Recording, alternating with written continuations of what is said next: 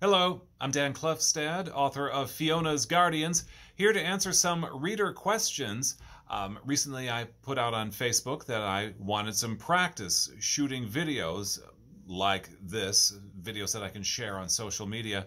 And so I said, hey, readers, people who follow me on Facebook or Twitter, ask me some author-related questions and I'll give you my best answers. And here are a few that have come in already. From Allison.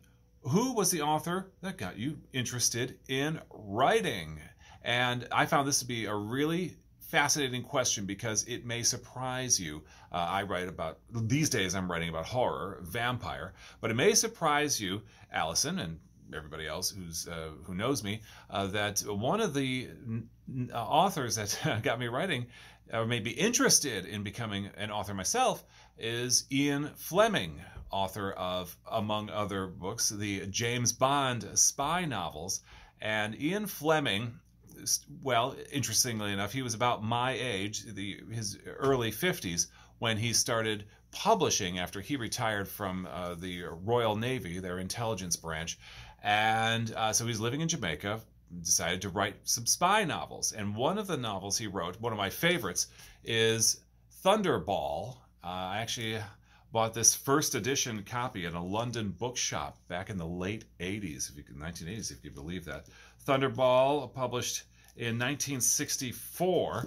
And I read all the James Bond novels, Casino Royale. The first one by Ian Fleming was, the writing is not that great yet, but he's learning, he's forming the characters, especially his title character James Bond, and he's also figuring out how to put you in a scene, and he has just a great way of describing where his characters are and what they look like.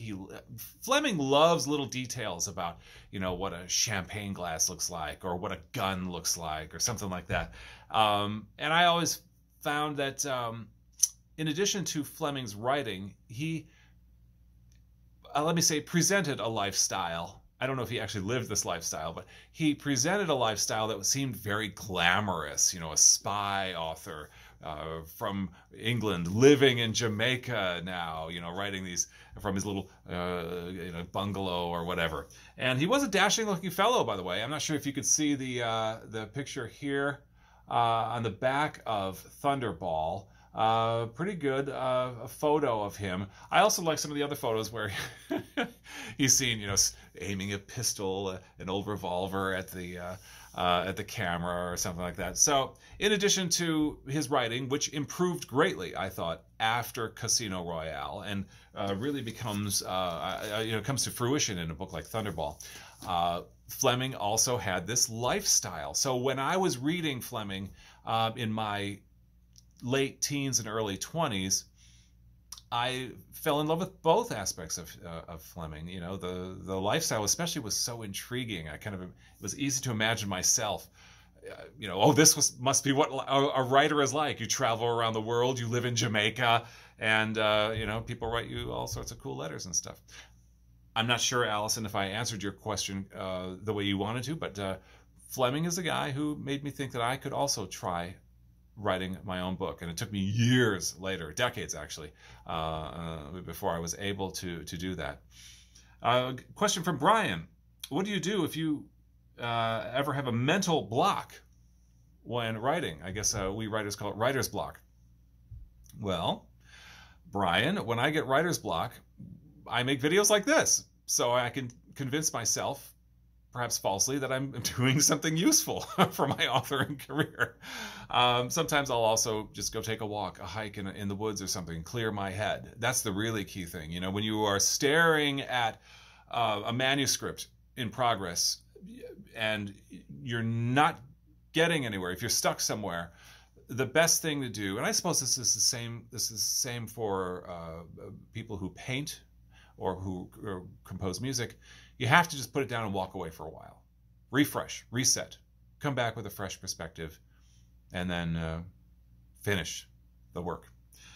Another question from Allison. Do you write in order from start to finish, or do you jump around? That's an intriguing question, and I think I've done both. I have tried to write linear, chapter after chapter after chapter, but I have written short stories or even a novel previously where I did jump around a lot. I guess it really depends on the state of mind I'm in, how confident I feel in the work. So with Fiona's Guardians, my most recent vampire novel, I did write that chapter by chapter by chapter. For the most part, the chapters in which I wrote do appear in the same order as you'll find in the book for the most part. And I also took an unusual step of publishing chapter after chapter after chapter as short stories with various publications, both paper and online. And that gave me the confidence to finish the larger work that became Fiona's Guardians. So the first story from the novel that I have now was called The Caretaker. And that actually comprises 3 early chapters of Fiona's Guardians. The Caretaker, where we meet one of Fiona's Guardians, Daniel, and how he falls in with her and becomes her main and most senior and longest serving guardian. That story was published by a literary magazine called Crack the Spine in February of 2017, issue 209, if my memory is correct. And so that story is the first time Fiona was introduced to the world. And from there, I began publishing additional chapters as short stories in various other publications, online and paper, until I got comfortable with the direction of what would eventually be the book. Keep the questions coming. You can reach out to me on Facebook. I'm also on Twitter at Dan Klefstad. You can find me at danklefstad.com. I have an Instagram page. I think I'm up to 100 followers. I'm a latecomer to Instagram, so feel free to reach out to me in all those places. And I look forward to sharing more of my writing experience with you. Bye-bye.